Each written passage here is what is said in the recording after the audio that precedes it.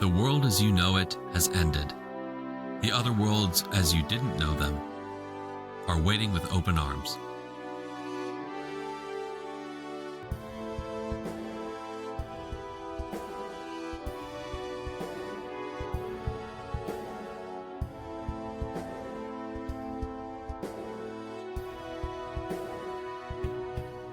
Welcome to Durgans and Dargans. I'm your Dungeon Master, Ben. We are a D&D podcast for the whole family, so long as your whole family is into intense, bloody adventures.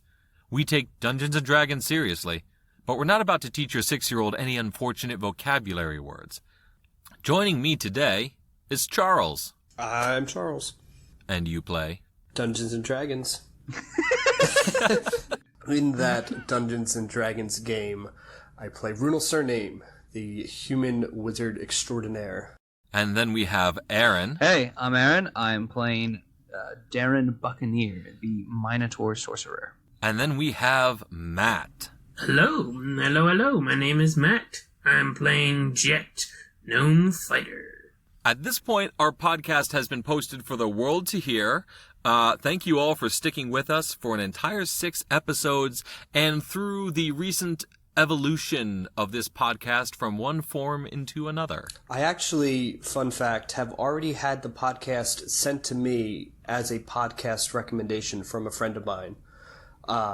So shout out to Stevie Paris for letting me know. I had asked the world to send me more podcast recommendations, and he sent me a link to Durgans and Dargans. And I was like, that oh my gosh, honestly that's sounds hysterical. great. I might check it out.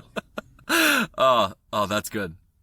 I did want to reassure some of our listeners that we are not about to make this a completely science fiction podcast. If you are listening because it's a D&D podcast, it's still going to be D&D.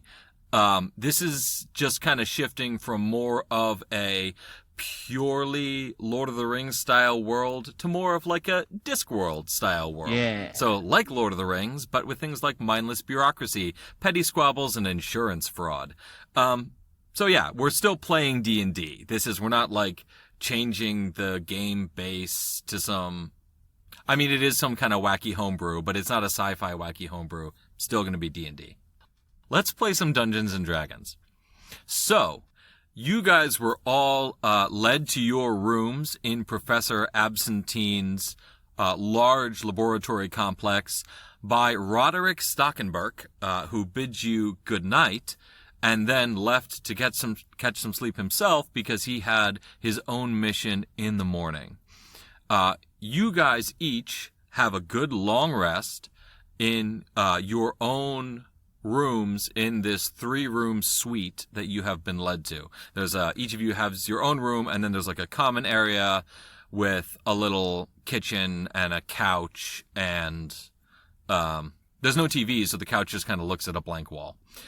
You guys get a good, rich, lovely night of sleep. The beds are comfortable but not ostentatious, and you wake up in the morning each having your own thoughts about the events, the dramatic events of the last couple of days. So real quick, before we get into rolling dice itself, where are each of you? How are you guys feeling? What are you guys thinking about the fact that your world was just removed?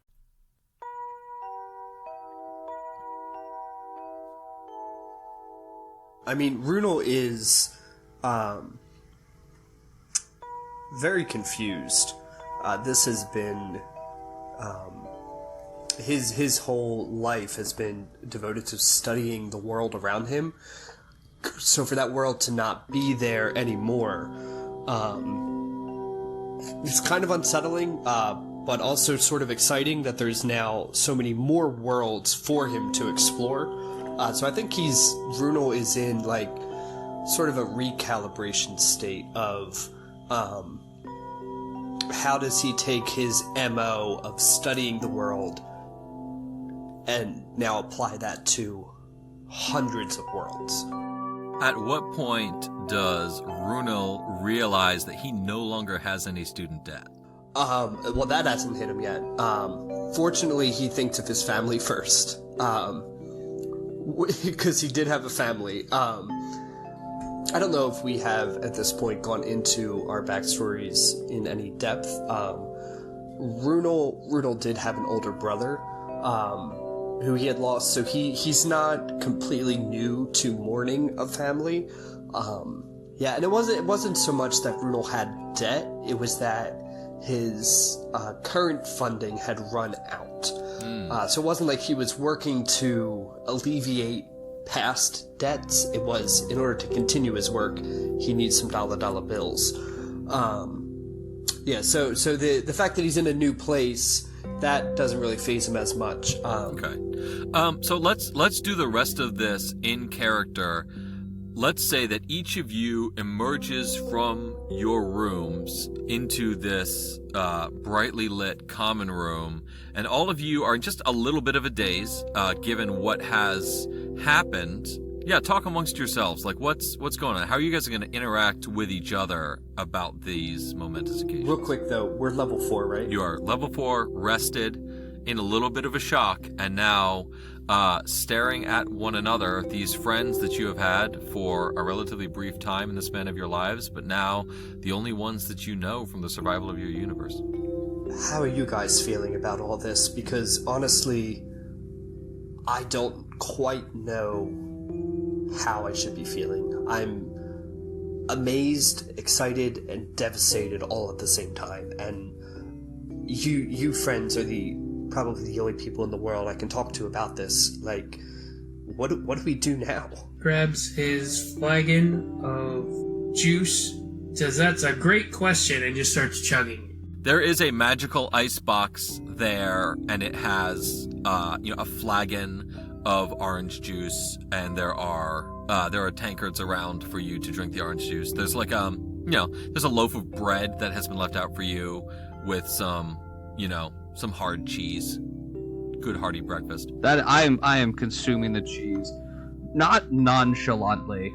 Well, I can't say this is the first time my world has seemed entirely turned upside down, but I'm just thinking of the broader implications of this new world between worlds. I'm not entirely sure what to think. You guys are having this deep contemplative conversation, and Jet has literally just grabbed half the fridge and is just crying, and he's just like, "It's gonna be okay, it's gonna be okay, it's gonna be okay." Oh, so he's I love like, it. Yeah, there's like out.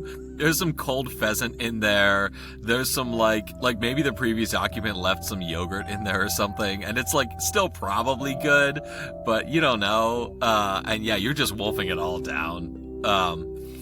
At this point, your contemplative conversation is interrupted by a knock on the door and a voice that says, "Hello, my friends. The professor would like your assistance in his laboratory."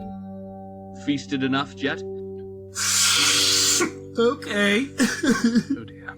I'm ready to go. All right, Runel, Jet, if I must carry you, I must.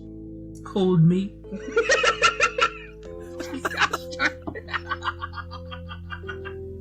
Okay, pardon me. As we walk over there, Jet slowly composes himself. Gets his tough guy exterior back on. Yeah, you got this. You open the door, and in front of you, there is an automaton. There is, they have a kind of like a vaguely head-shaped ball on top, a little neck, a torso, and then below that, there's this giant spinning wheel that it uses to move itself around, and from it comes the voice, "Hello, I have been sent by the professor to bring you to him for your first day of work. Follow me, please." And it takes off down the hall. I follow. Yeah, like, I guess I follow this thing. I'm assuming we should follow. Yeah, I it- guess so. I mean, Okay, this is yeah. also low. Hey, DM, I At walk in risk the of- exact yeah. opposite direction. You step on an electrified plate in the ground and die instantly. There it is. So the robot takes off down the hall. I'm sorry, the automaton takes off down the hall, and you guys follow. He leads you down a couple different passageways. This complex is not that convoluted or labyrinthine. Brings you to the professor's main office, where you first met him. And he says to the professor, "Hello, I have brought the new employees." And the professor says, "Oh, yes, well, thank you for that. Yes, my new friends. Well, employees, it's important to, respect boundaries in an employment position. I first, before I begin to send you out on the various tasks at which you will be employed, I would like to put you through your paces, as it were. I would like to get a feel for how you do in the package retrieval business. And in various ways you will be retrieving packages, whether it be a person or an item or a resource, and you will be returning it to me here in the Junction. So I am going to put you through some scientific tests to see how well you retrieve a package. Do you feel that you are ready? I'm a little confused. I understand we just got here, I understand you don't know us, but I have a PhD, and you're putting us in the mailroom? Oh no! You will be in acquisitions! I will send you out to various universes and even parts of the Junction, and you will retrieve things for me.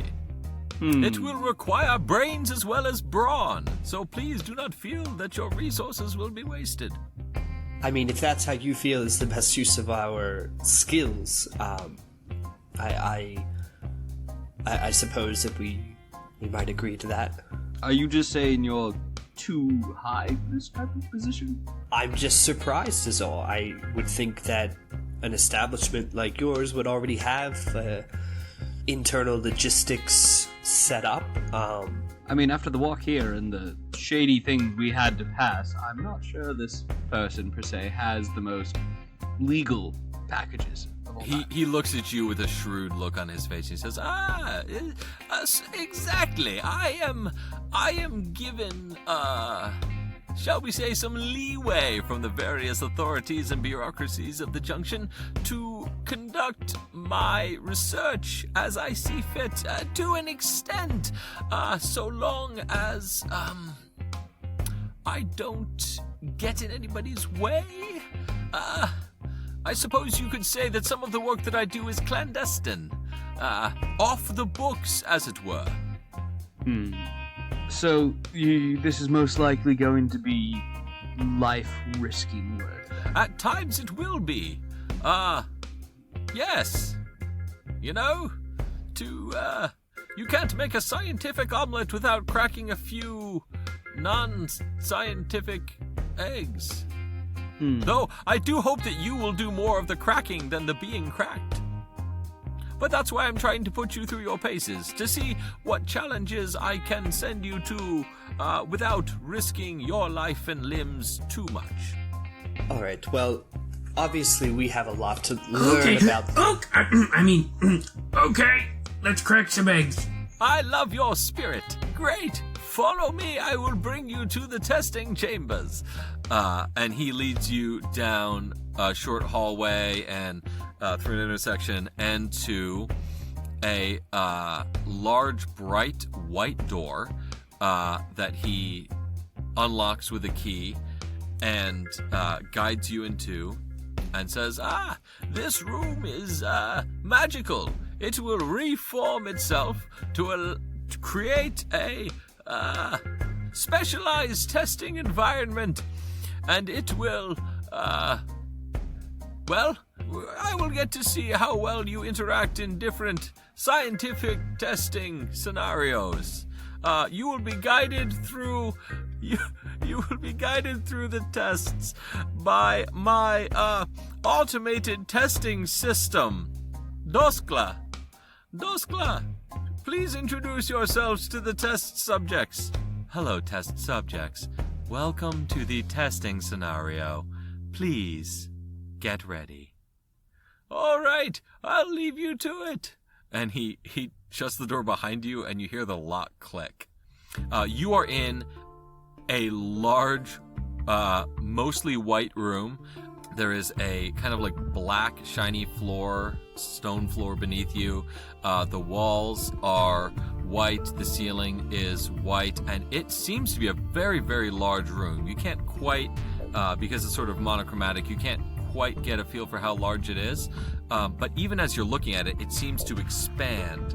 And up from the center of the room, there emerges a tower of stone. It's about, I want to say 75 feet high, and on top of that tower, there appears a box. It's just kind of like a standard, wooden box, and the automated system says to you, "Hello, test subjects. The first test of today will be to retrieve the box from the top of the tower and bring it safely back to the ground." What? We just get it? Yes, you must get the box, bring it safely from the top of the tower to the bottom of the ground. I feel like this shouldn't be that difficult. You may not break the box. You may not become deceased. Deceased? If you become deceased, you will fail the test. Jet just walks up to the door. It's not. It's just a monolith. It's not a tower with a door in it and stairs going up for it. There's just like this tower of fairly craggy rock. Jet turns back and says, "Unless you have any other ideas, I'm going. I'm climbing." If all else fails, I do have Featherfall prepared. I have a plan. Jet, if you, get tall again, I'm not really sure how you did that, but if you get tall again, and you are able to throw me within 35 feet, so you just have to get me up 40 feet from the ground. If you're able to do that, I can use Misty Step and teleport to the top of the tower, to the parcel, because I can see it. And if that's the case, then I can jump off, and then when I'm within 60 feet of the ground, Runel can cast Featherfall, and I can land safely. Though, I'm not sure, you'll have to find a way to throw me up that high. I get to throw you? This one time, yes. Let's do it. And Jet smashes his fists together and activates his giant's might to become 8 feet tall. Wait, you only get to 8 feet tall? He starts out as a gnome. This might not work the best. You also get advantage on athletics checks, right? Okay. Yes. Let's see how this goes. But still, you're tossing a, if I remember correctly, like 300-pound Minotaur, because I'm not a tiny dude. You're tossing him, trying to get him up 40 feet. If it's a 75-foot tall tower, I can go... Or no, it's 75. You have to throw me up 45 feet. Bruno, can you make him smaller? I don't think we have something for that. Okay, too late. I'm throwing him. Okay. Yes. Make an athletics check, please. Oh, good God. I have an intelligence of 4. I know what I'm doing. 4? And I got 17. Yeah, with a 17, you are able to throw... Darren, what do you weigh? I weigh 300 pounds. I'm like a 6 foot tall Minotaur. I'm not light. Okay. With a 17, you are able to throw him, I want to say a good 30 feet into the air. That's like you did pretty well. Like you like grabbed him, did a full on like squat thrust, Olympic lift him right into the air, and his arms get 30 feet up. So he probably went about like 20 feet. Do me a favor, Darren, make your own athletics check to see if you can grab onto the side of this tower of stone. You said athletics check? Okay, that's a 14. You manage to grab onto the side of the monolith and hang there. You are not falling, but you are now gripping bits of jagged stone on the side of this stone tower. Runel, I forgot to ask, how long does Featherfall last? Great question. It lasts for a minute. You didn't even cast it on him I yet. didn't cast it yet. I was gonna wait till you were actually falling. I know, because I want to see like when we can cast it, because I don't want to cast it too early and I don't want to cast it too late. You could climb. That's always been an option. Arguably the option that Ben was expecting us to take. Yeah, probably. Yeah, I'm gonna be honest. I thought this first one was kind of basic, but all right. How far is he from the top now? If I went up 30 feet, I am 45 feet from the top. If I use Misty Step now, which would you allow me to cast Misty Step while holding on to the thing? Because all it takes. Yeah, absolutely. And all it takes is verbal components, not. So you're going to climb. You're going to Misty Step to 60 feet, and then climb 50. Just a quick side note, I love spells that only have a verbal component. Like, I like that you just shout, Misty Step, and then you're doing it. Exactly. I declare Misty Step! You can't just declare, like, you can't just say Misty Step. Yeah. It works. Expect anything to happen. Yeah. I didn't say it, I declared it. But, like, even, like, the somatic spells, like, I shout it, but I also do the Macarena, so... Okay, alright. So, Darren, I will let you Misty Step up, but you will make another athletics check to grab onto the tower again after you've Misty Stepped. I'm down for that. 30 feet up. Okay. I rolled a dirty 20 on my athletics check. Excellent. Okay, so you Misty Step 30 feet up. Yep. And you grab easily onto the side of the tower. Yes, I do. And now make one more athletics check. You're doing a lot of these to climb up to the top. And that was a 13. Okay. Okay. You... you start scrabbling up, and you make it about halfway to the top. I'm gonna say a 13 in other terms is a mixed success. You almost slipped, and you had a heart-pounding minute where you almost went down, but you did not make it to the top with a 13. Make one more athletics check. All right, here we go again.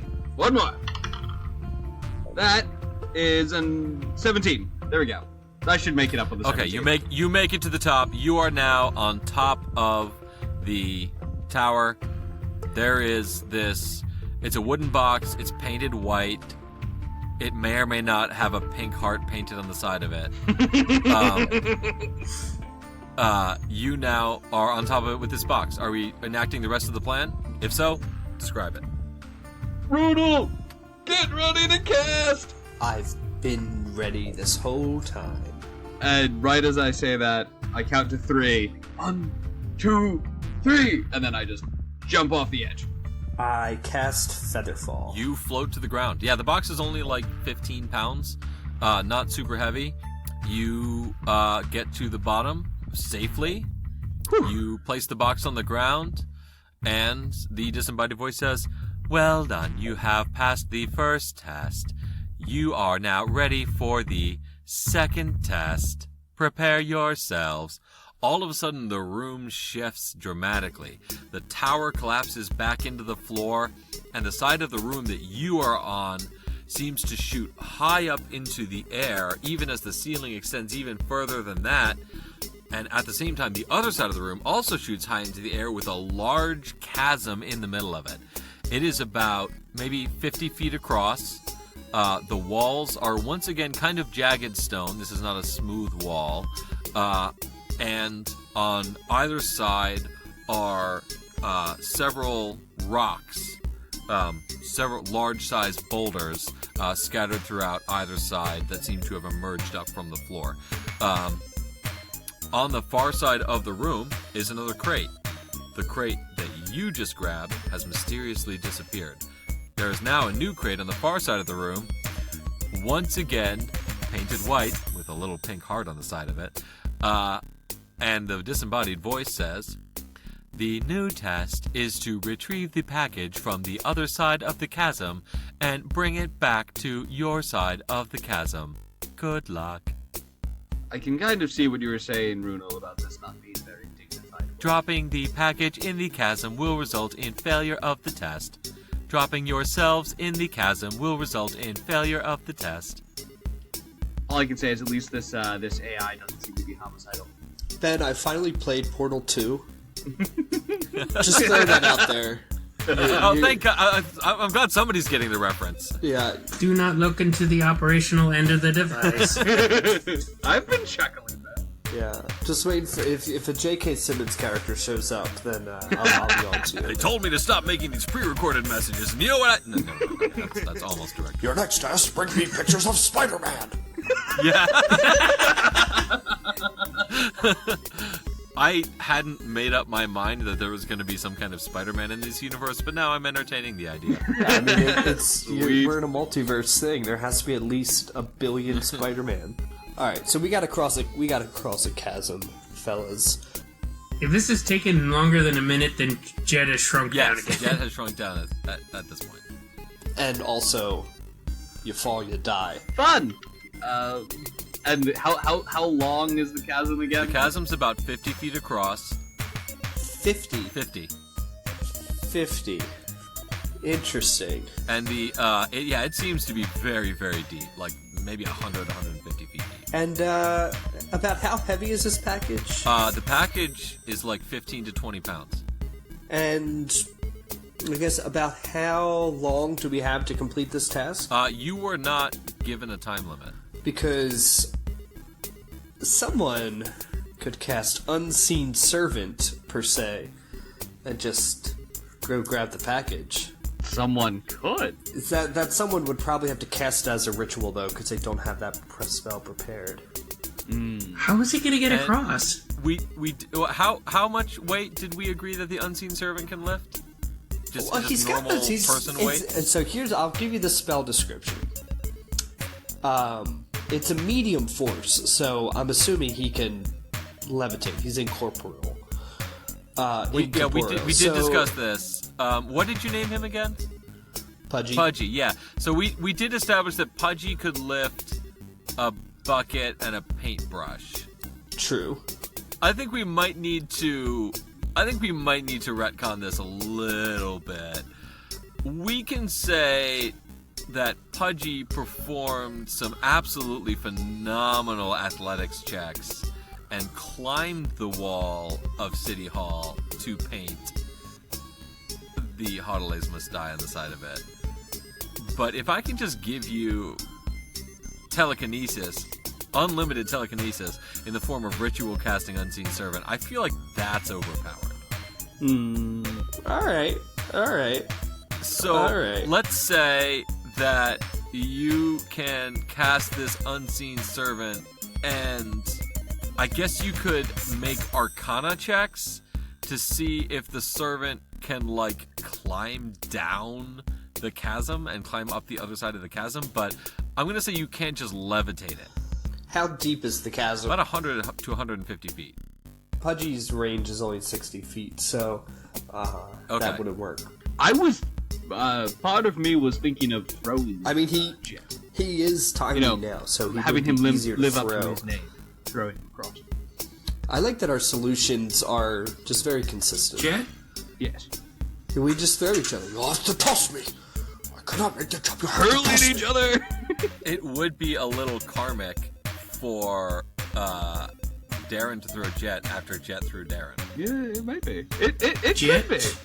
doesn't say anything else. He just silently opens his backpack and pulls out a piece of rope. Oh yeah, we forgot about rope. I feel like these challenges, we forgot about just climbing the wall. We forgot about just rope. So what are you thinking, Jet? We just lasso the package across and yank it to us? This is why I love playing Dungeons and Dragons with engineers. Oh yeah, for sure. It's going to be the most complicated solution. Is there anything on the opposite side that we can I climb told you there was to? a bunch of boulders over there. Okay. Jet would like to create a loop on the end of his rope that might be able to fit around one of those boulders, and then he will pose to his friends, hey, I could Okay. lasso one of the rocks to grab onto it, but I don't have enough rope to get it across, so maybe, I don't know, somebody could throw him. I got 50 feet. Oh, so you have just about the distance. Right, but I can't wrap it around a rock and do that. I don't have any. Darren, do you have any rope? I have a Dungeoneer's pack, which I'm going to assume has rope. So if we tie my piece of rope, Well, hold on. Jet's piece of rope, Hold on. and I throw Again, Jet. we're overcomplicating things. We tie the two ropes together. Yes. That's 100 feet of rope. We make a loop in the rope, we throw the loop over, and try and lasso the package. And you yank the package across. The package will fall and we'll get smashed. What if we lassoed the rope onto the boulders? Yes, that's what I said. And our tiny man kind of army crawls underneath the rope rather than throwing another person. Okay. He threw me with a rather large amount of excitement. I'd like to get back at him at some point. But sure, we can go with the lassoing option. Do we have anything we could make a grappling hook from? I Yeah, do. you have a grappling hook. We established that in the Yeah, of course, sure. City Hall episode. Yeah, I know that. Yeah, you know that large part of your character sheet that no one ever reads?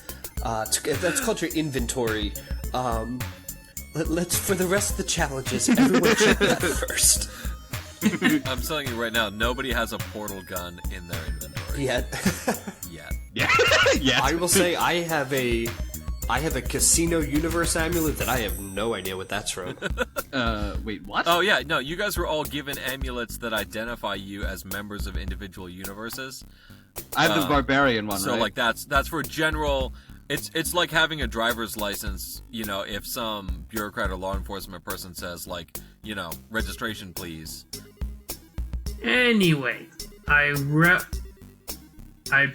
tie So we're throwing the grappling hook? The grappling hook to the end of my piece of rope, tie it to Darren's rope, so we have 100 feet of rope, roughly, with knots, and then I throw it over there and do my best to get it to cling to the other side, and then make it taut so that I can Do me climb a favor, across. make a DC 10 dexterity check.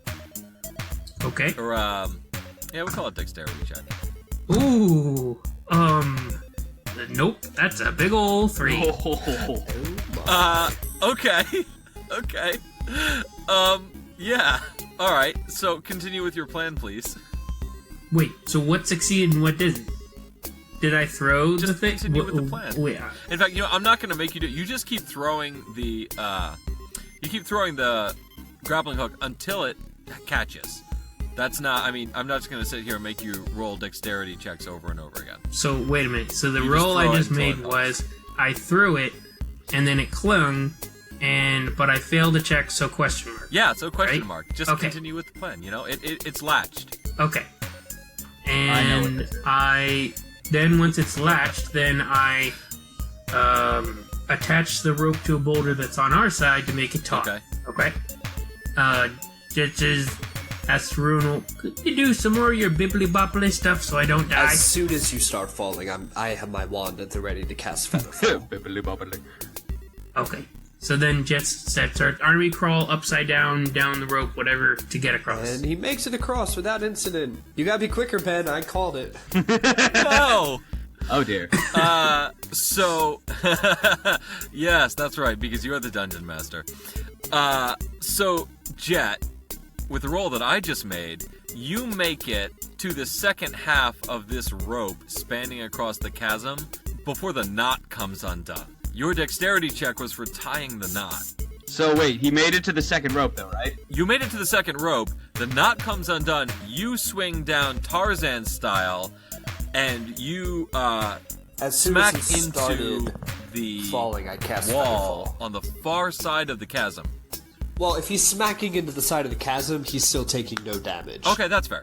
Okay, so you cast Featherfall. He lightly smacks into the side of it, but you can make an athletics check with advantage to get to, because you're holding onto the rope, to get to the top of the far side of the chasm. Sure, I'll take free advantage. Okay, that's not great, but I am... Oh wait, advantage. That was the same number. But Yeah. that it's okay. Because I am very athletic, so that's the cell Yeah, 17. you make it to the top. You make it to the top. You are now on the far side of the chasm. The box is 15 feet away from the edge of the chasm, and there is a rope tied to either side of the chasm, but not connecting in the middle. So I walk up there and hold the package, and I yell over, "Now what, geniuses?" Oh wait, this was my fault. Yes, this was your plan. So if he throws the grappling hook to this side with the rope, like not trying to latch it on, but throws it over here, then we throw it back. Like then we tie the ropes again, and then we throw it back over to him. What I'm thinking is he could pull the rope up to his side, firmly secure it on the far side, throw the grappling hook to our side. Now we're over here. We can also firmly secure the rope. How do we tie it in the middle? Oh, I see. So the rope is tied off the rope still on both doesn't ends. reach all the way across at this point without being tied in the middle, and that knot came undone. Jet pulls out a gold piece and then just drops it over the edge to see if he can hear it clink at the bottom, as if the bottom is solid. We can see the bottom. It's 100 feet, right? Jet, the grappling hook is attached to a boulder on your side of the chasm. What if you climb down to the very end of the rope and you still have Featherfall? I then cast Magic Missile onto the boulder to explode that rock or whatever, make the grappling hook free. You and the grappling hook would then fall to the bottom of the chasm. You could then use the grappling hook, throw it up, hopefully attach it to somewhere in the middle of the chasm, climb over to the second rope, and climb out of the chasm. I can just pick up the grappling hook and just jump. You would be falling 100 feet at that point, and Featherfall only works up to 60 feet fall. Really? Yeah. After 100 feet, you start taking damage again. Or after 60 feet, you start taking damage. I just found a gap in 2 of the podcasts that I've listened to. Wrong. It doesn't really matter. Everybody's I don't know table if you is were different. aware, Ben, but all of this is made up. Whoa. You're wrinkling my brain, dude. Okay. Yeah, that's fair. Jet's attention span has run out, and he's just going to do what he feels right and grab the grappling hook in his hands with all the rope and just jump with Where you Featherfall go- active. So, I assume since I did a running start and ran forward. That way, I've got a horizontal velocity taking me across. Are you hoping to get across to the point where you can grab the other rope? I'm going to go as far as I can possibly get. Although Matt knows that there's no way that Jet will be able to get to the other side. So he's just kind of hoping for the best, and then hopefully maybe someone will cast Featherfall on him again, because otherwise he's falling. Once Featherfall runs out, he's falling to straight down. With the box in the other hand. I should have said that. So here's what I'm going to say. Do me a favor, make an athletics check for the jump. Okay, you have the box in one hand. Well, we do have to realize this is like a 15-pound box. How big is this box? Because it is a gnome holding it. It's only about, 2 feet by 2 feet. So it's sizable, but not huge. Wait, Ben, that was only 2 dimensions. It's a square. It's a 2 feet by 2 feet square. Oh, yeah, sorry. It's a plane. There it is. You're playing with engineers, man. I've been trying to avoid the word cube. Yeah, we but Jet, you're what, 3 feet tall? You're 2 feet tall. This box is your height. You'd have to be holding You this can with both hold a hands. rope in your pocket of your arm or under your armpit. Yeah, no. I'm saying that, but Yes. you are basically the size of this box, and so okay. I like this plan, sorry. I rolled 14. Yeah, it's not And gonna you're do still anything. small. You're not making yourself larger for this. Too late. Okay, I all jumped. right. So you rolled a 15, 14. Okay. With a 14, you jump across, and with Featherfall still active, you're not falling particularly quickly. So your momentum is actually carrying you across the chasm in a downward direction. Make a DC 16 dexterity check to see if you can grab the end of the rope that's hanging down on the far side. Because you're gonna run into the far side. Let's see if you can grab the rope that's hanging 40 feet down. If he misses, I shout, "Use the grappling hook! Stab it in the side of the wall!" I was surprised you even allowed me to get all the way to the other side, but sure. Well, it is 50 foot, and you're going down 100 foot. Like, it's a 50 foot across. You're basically going... Right, the acceleration of gravity is much lower. Yeah, so as opposed to, like, a parabolic path... It's lessened on your physical body as of right now. It would be like 1/2 squared instead of an x squared. Okay, I rolled a 13. You do not grab the rope. You are now falling. You smack into the wall on the far side, gently, because of feather fall. But you smack into the wall on the far side, and you are now falling along that wall down to the bottom. I try and stab the grappling hook into the wall to slow my fall. Make an athletics check. I'm rolling this so terribly today, but that, okay, that's a 19. Oh, yeah, a 19? Okay, you smack it into the wall, and you actually stop falling. So you're about 50 feet down. You're about halfway down this cliff face, hanging from the grappling hook, using it as like a climbing pin, with the box in one hand, the grappling hook in the other. You're just dangling right How far is he from the bottom of the rope? Yeah, you're only about 10 feet from the bottom of the rope. And I have holding a box that's as big as me. Holding a box in one hand that's as big as you. With the other, you're a pretty strong gnome. Like, you have spent your entire life trying to be strong to, like, reject your gnomish heritage. So you're a beefy gnome. Darren, how tall are you? Me? Yeah. Again, 6'9". 6'9". Okay. Yes. If Darren, if you climb to the bottom of the rope and hang on, and then I climb to the bottom of you and hang on to your legs, we could then connect can make a connection to where Jet is. Jet could climb up me to the sounds top. like a Princess climb Bride, up like, you, and then Cliffs you of could climb up the Insanity rope. situation. Inconceivable! Oh, absolutely. Go for it.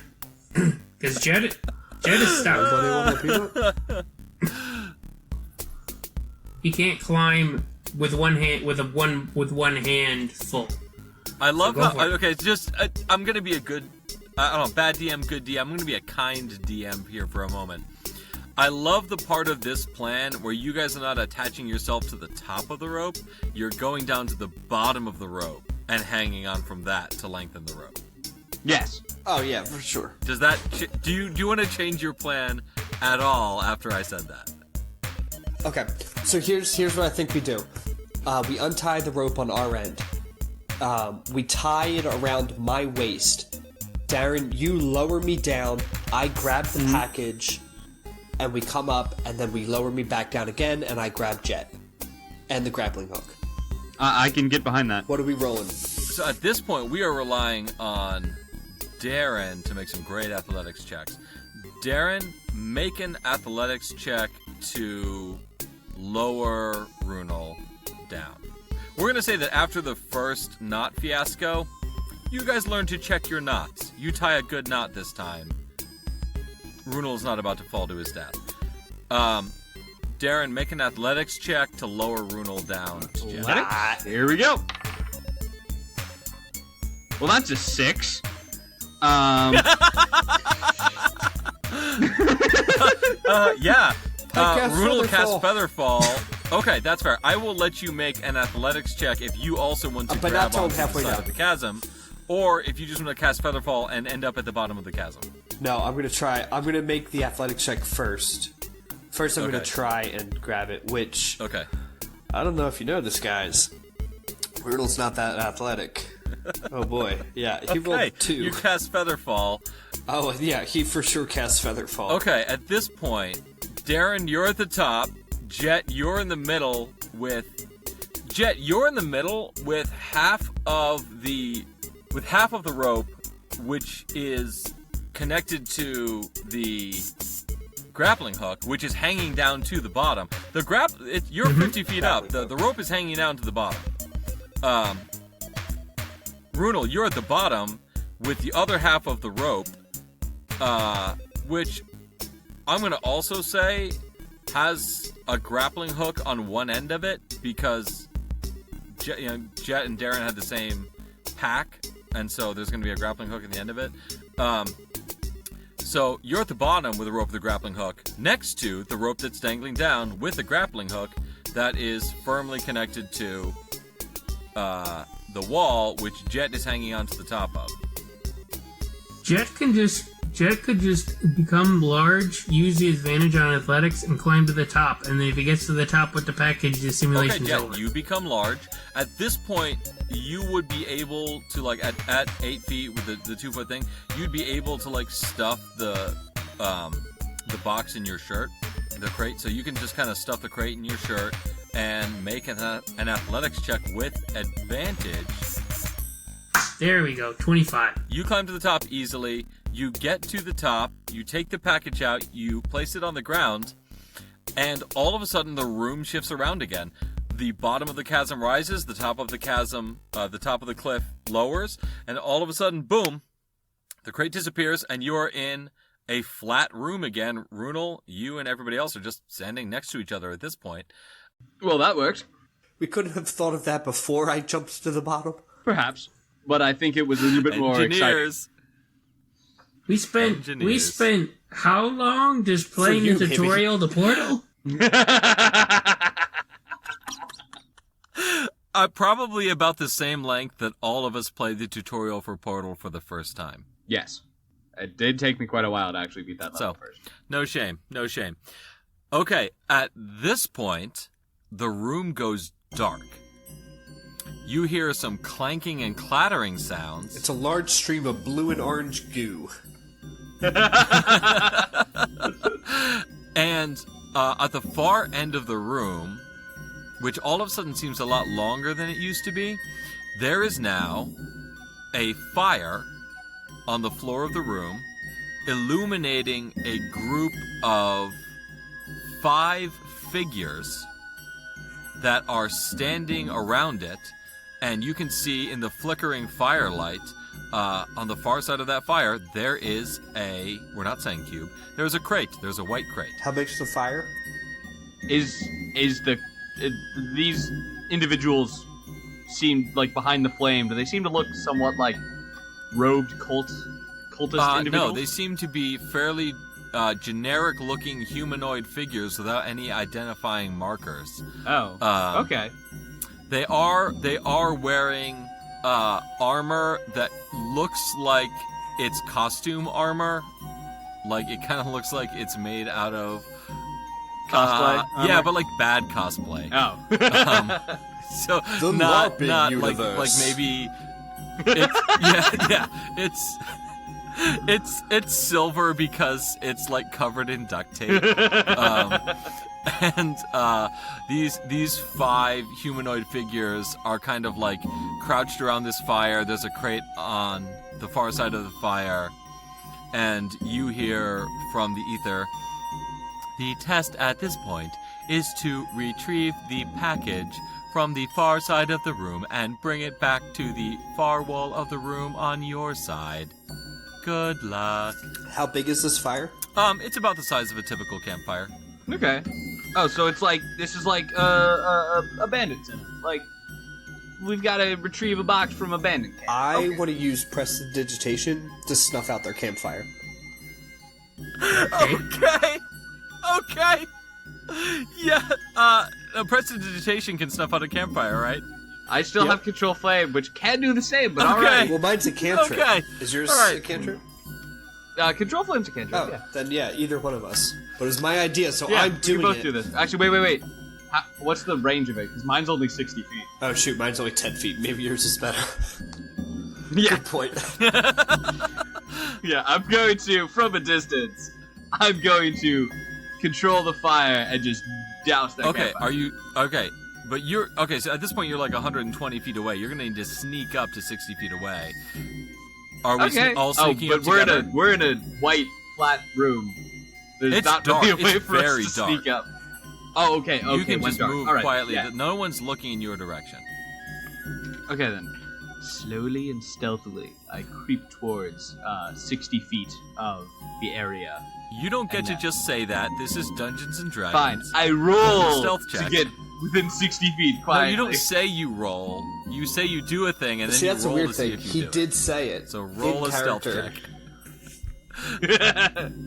Okay. All right. So roll. All right. Roll a stealth Let's check. see. What is my stealth?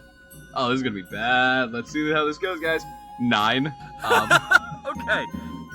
You make it to about 90 feet out, and you do one of those things where you trip over your own feet, and you fall, and one of your horns like clacks against the floor, and you go make this big oof sound, and these robo bandits stand up with a clanking noise and say, "Oh, there is an intruder! We must attack the intruder! Attack! Attack! Attack!"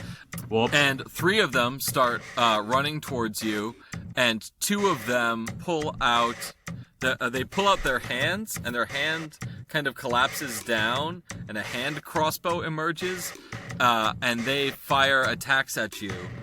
Everybody, roll initiative, please. It's a 13 for. Oh, I'm sorry, a 16 for Brutal. 16 My as well. dex is a +3. That's gonna be a 10. So these robo bandits rolled absolutely awful in their initiative. Yay! It's funny that the 2 groups of robo bandits rolled the same number. They both rolled a 5. Wait, 2 groups. So you all go before they do. Darren, were you sneaking up alone? Was I? Yes. Gentlemen? Okay.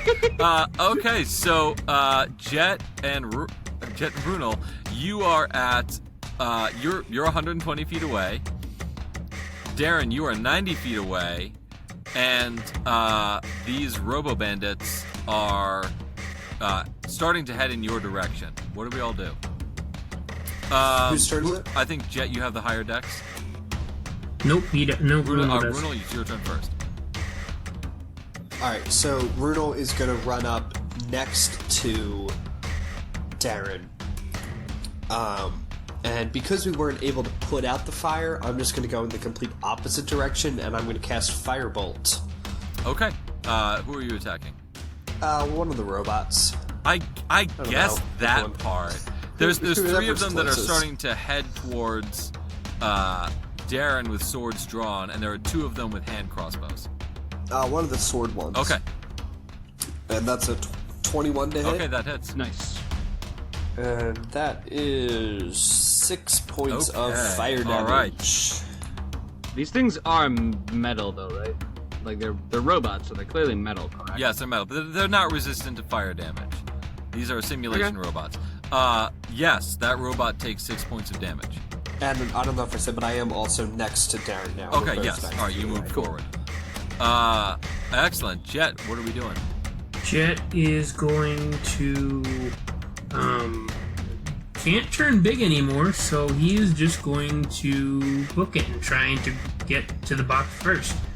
So he's going Okay. to take his action to dash, and so that he can move 30 feet with his movement, and then an extra 30 feet if he dashes, and then I will action surge to move an extra 30 feet. So that way I move 90 feet in one turn, and I am that Excellent. puts me at 30 feet away from the Okay, box. that puts you almost on par with the robots, the robo bandits that are starting to head towards Darren. Darren, it's your turn. And they're still 90 feet away, so none of them move before us. So, well then, the obvious thing is to use Firebolt as a cantrip. That's here. Yeah, just the obvious action. So yeah, I roll to throw a Firebolt at. Hit the same one I did. Okay, so yeah, I'm gonna hit the one who's kind of headed directly for us, and that is a Yeah, that doesn't hit the AC. And I don't think. Actually, wait a second. I use my meta magic quicken spell to cast a second spell as a bonus action. So, using that, I cast Firebolt again, and I rolled a 12. That 12 does hit their AC. Okay then. It's just a 1d10. That is a 9. 9 fire damage. Okay, you hit the same guy that Brunel hit. Yes. Okay, he is looking, decently messed up, but he's still standing. Oh yikes! These things are mighty strong. I mean, you both cast cantrips. Yeah, it's still, but like, we did damage. Because, Runel, you did what, 6 damage? 7 damage? Yes. I think it was 34. There we go. Yeah, you've done 17 damage to this thing, and it is looking pretty bad, but it's still standing. All right, it is now the automaton's turn. The 2 with the crossbows are going to make an attack against Darren, who was the first ones I saw. An 11 doesn't hit your armor class, right? Just and barely I'm guessing misses. a 7 really doesn't. The other 3 are going to race towards... Let's see here. 2 of them are going to race towards Darren. They're going to go 30 feet forward, and then they're going to use a dash action to come right up to Darren. That third one is going to jump 30 feet forward, and it's going... I didn't move. I'm still 90 feet? back 90 so feet. they dash 60 feet forward, they then they don't dash? attack you. They can't attack if they dash, but they dash 60 feet forward towards you. One of them dashes 30 feet forward and attacks Jet. Jet, does a 15 hit your armor class? Alright. You take 7 points of damage. Alright, he cuts you like right across the shoulder. Yep. We're back to the top of the order. It is now Runel's turn. Rudolph is going to cast Scorching Ray at the... So you said there's 3 with swords coming and at one us? of them has been hit pretty hard. Okay, I'm going to cast 1 Okay, ray make on 3 each attack of rolls. them. Okay, so the first one is going to be a critical hit. Okay. And this is the one all the way to the And left. I I'm going know left it's to not right. official, but I do allow for spell crits. So that is still going to be double damage. Nice. Yay! Yeah, so that's gonna be, so that's 13 fire damage. to Okay, one and that's on the one left. that hasn't been hit Nice. yet at all? Yeah, correct. I'm assuming. I assume the one that we've been Yeah, hitting he is gets the one hit. in the He middle. gets hit hard. The one in the middle, who has taken damage before, that's That a 24. definitely hits. And he's gonna take 9 He points of fire goes damage. down. You hit him in his robot neck, and his robot bandit head falls and clatters to the ground. And the guy on the right, I roll for That 16 to hit. And he's gonna take They are 10 points not of fire looking damage. great. So yeah, you killed one, seriously wounded 2. That third one is the one that's in front of Jet. So he's not. The range on Scorching Ray is 90 feet. How long is it? 100 feet? It's 120 Okay, there you go. feet, but I was 90 feet away, and seeing how well I took both of them out, I'm also gonna move my Okay, there we speed go. 30 feet. How far are they away from us, actually? 2 of them are 30 feet from us. 2 of them are 90 feet from us. And one of them is 60 feet from us, but in contact. Okay, then I'm not gonna move because I'm Okay, just gonna there we put me to melee range. Okay, Jet, what are we doing? Is there one robot still in front of me? There's a robot still in front of you. Then I will take the opportunity attack and go my movement to get out of its range and then dash. Okay. And he crits. Ah. So he does 11 points of slashing damage to you. Okay. But yeah, if you just take the damage, you keep running. And then I use my bonus action to second wind just to keep myself going. And I heal for only 5 hit Okay. points. So that puts me in a okay state. And now I'm if I didn't say, I pick up the box. Oh, yes, you pick up the box. Okay. I'm 30 feet away from the box. I've got a guy on me. I use my movement to get away from him. He hits me. Ow. I go run 30 feet to grab it, and then dash to go basically retrace my steps. So now I'm at level with that robot, and I use second wind as my bonus action. Good? Okay, there we go. Darren, what are we doing? Is the one that's fighting Jet the one that me and Bruno burned? No, I took that one Okay, out. but that was one of the ones that rushed us, Two of the right? three that rushed you are still alive. They've both been wounded pretty bad. I'm going to use Guiding Bolt Nice. to hit the one that is that's rushing us. I'm going to cast as a second level spell to add an extra 1d6, but I'm going to roll first to see how well this goes. That was a nat 1. So that just fails abysmally. I do not hit. You can describe how that goes horribly wrong. Yeah, you go to cast Guiding Bolt, and all you manage to do is cast Light accidentally. I don't care if you know the spell or not. But you cast Light on your hand, and it just starts glowing in the middle of this dark room. So you actually just highlighted yourself. It is now the robot's turn. The two of the crossbows are going to shoot at Jet with the box. Does a 15 hit your armor class? Yes, it does. So that's 4 damage, yeah. Okay. So one of them hits you for 4 damage, the other one misses.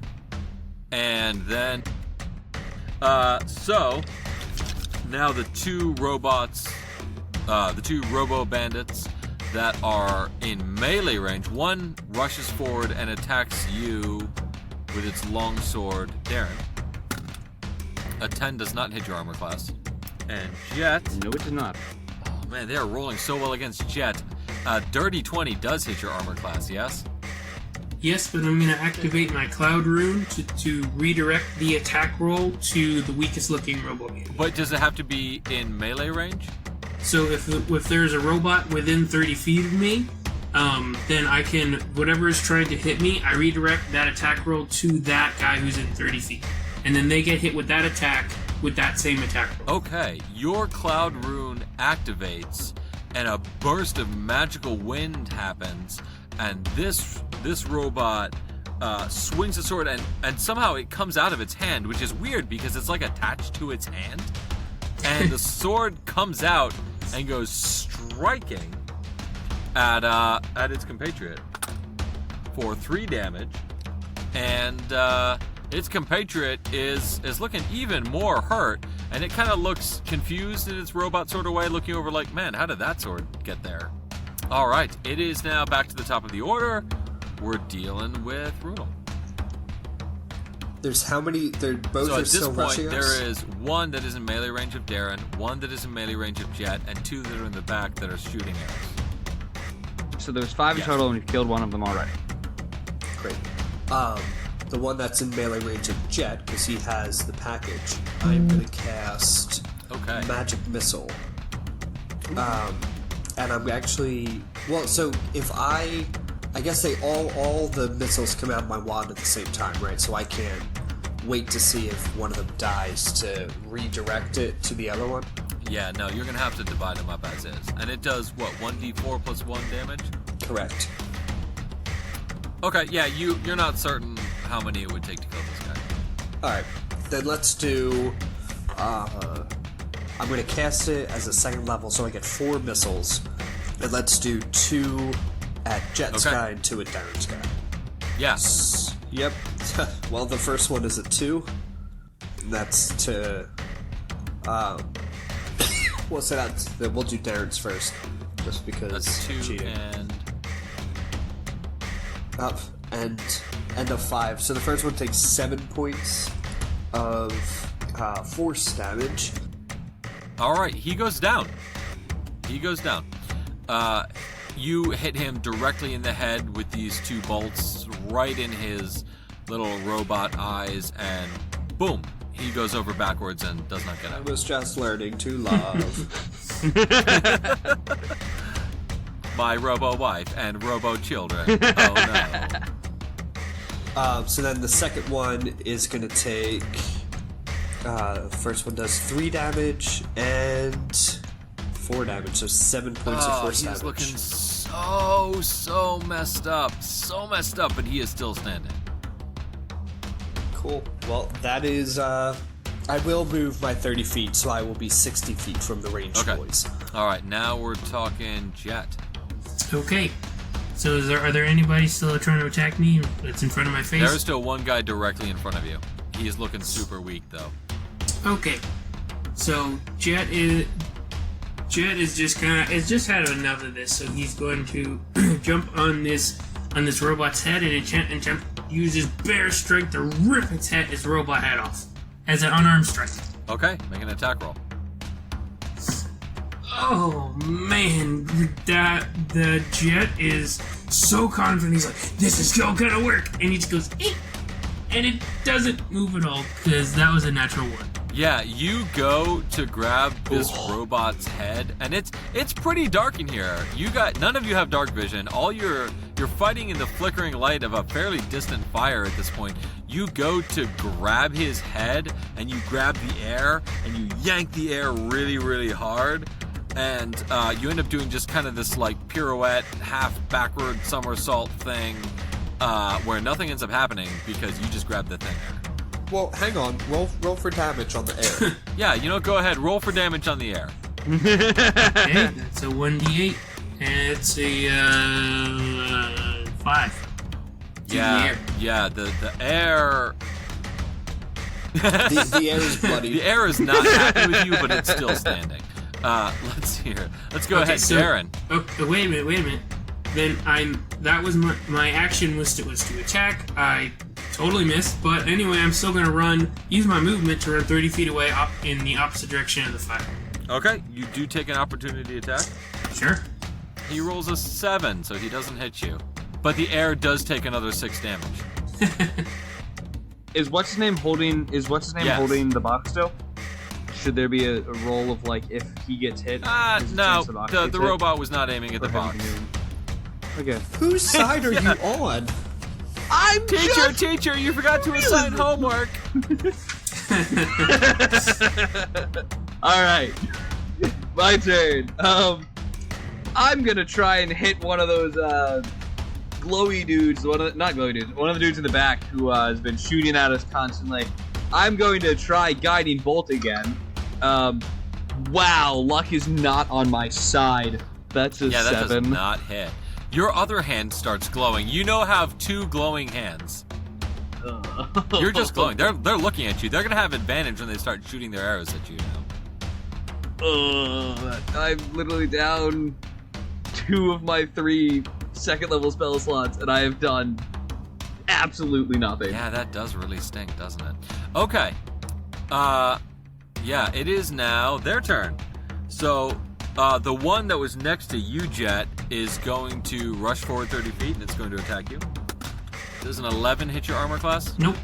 And the 2 in the back are going to shoot arrows at Jet. Man, it doesn't get any more disparate than that. One rolled a natural 1, and the other rolled a natural 20. Ouch. I don't think, besides Jet, any of us have gotten hit. Well, Jet's the one with the box.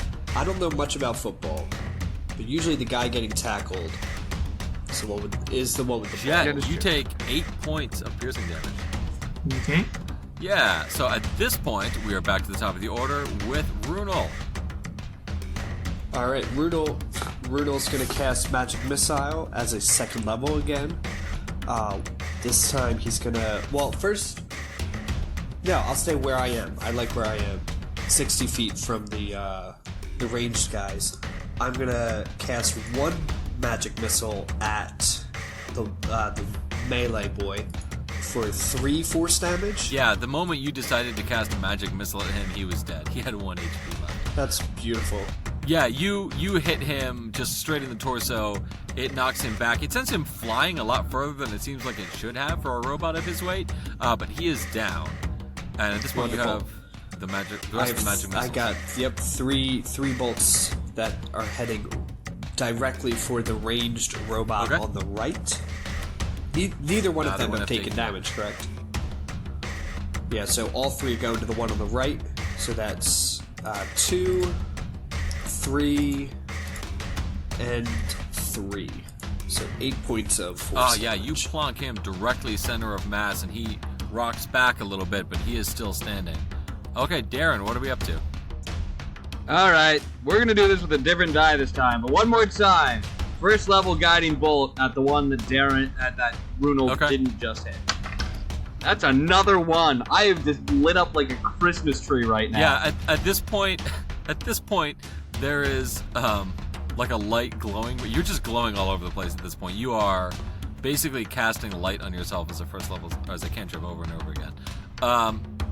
No, this is I'm wasting spell slots on this. Yeah, you are. I've been. Yeah. Okay, Jet. Okay. Are there any robots in my melee range? No, there are not. How far am I from where we started? How finish line? You are about 90 feet.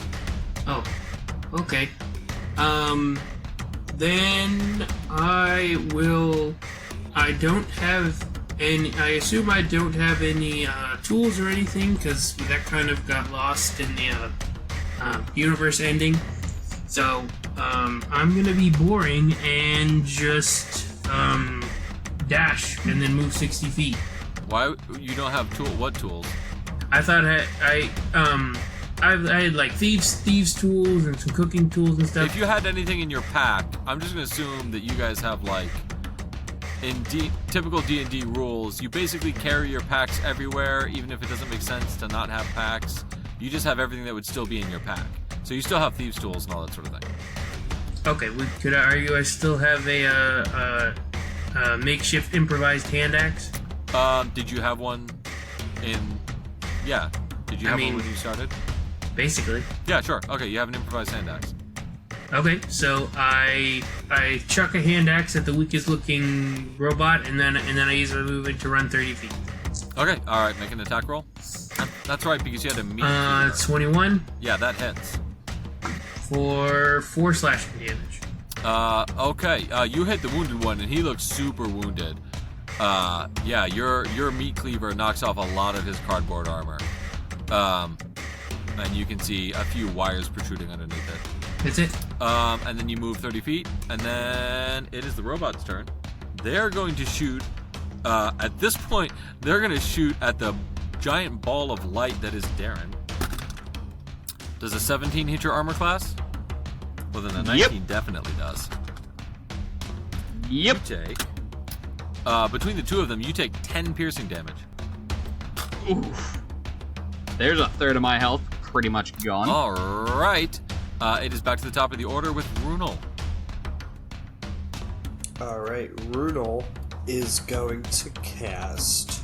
Yeah, he's been doing pretty good with the magic missile today. Do we know how many of these levels there are going to be? All right, maybe I should save a spell slot then, because I have one left. We're gonna cast a firebolt at the one that's already taken damage, and that is a 16 to hit. That hits. And he's gonna take 10 points of fire damage. He goes down with a burning crater in the middle of his chest. His cardboard armor burns up. Burn, baby, burn.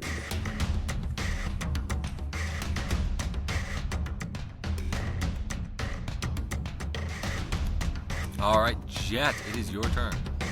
Okay, if Jet should be 60 feet away from the way out, right? Yes. So he's going to use his action to dash to go 60 feet to get to the end with the box. All right, you touch the box to the far wall. Immediately, the lights come back on. The robots pick themselves up off the ground, trundle back to the far side of the room, enter into a hidden door over there, which closes behind them, and the fire dissolves back into the floor, and you hear, "Well done, you have completed the third and final test. You have been judged for your merits and will be cleared to send on assignment. Well done." Hooray! Yay! I'm not bloodied and beaten after that. Okay. So yeah, the door opens behind you, and the professor pokes his head in and goes, "Oh, well done, well done. I'm very pleased. I'm very pleased. Oh, we'll get you working tomorrow. Oh, it's gonna be good." It's gonna be good. I have a good feel for your capabilities at this point, both in combat and in problem solving. And I will make sure not to send you out on any missions of absolutely certain death. Great. So you know that there are missions that are absolutely certain death? Oh, there's always missions that are absolutely certain death. Okay then. We'll build up to those. In any event, you have completed the tests, and I will allow you to return to your room and rest up after a very trying ordeal. And and as part of completing the tests, I gave you not just a great meal, but there's a delicious chocolate cake in your rooms. Truthfully. Jet just like after everything he's been through, Jet just guy looks at him with steely eyes and whispers to his friend to his friends, "Don't believe him. The cake. It's not true." Oh, well, you'll just have to try it and find out. Anyway, have a good night's sleep and rest up. I'm going to send you out tomorrow. All right, that's what we're under episode 7. Thanks, guys, for being great players. Thanks, listeners, for being great listeners. And once again, thanks to my wife for letting me play Dungeons & Dragons as a hobby. You guys are all fantastic.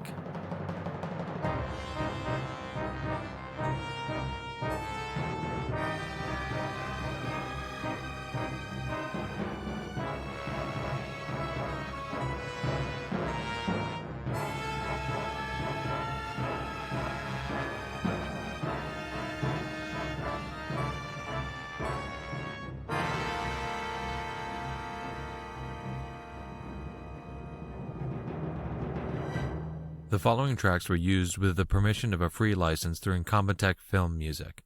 All music was composed by Kevin MacLeod. Here are the titles in order of appearance.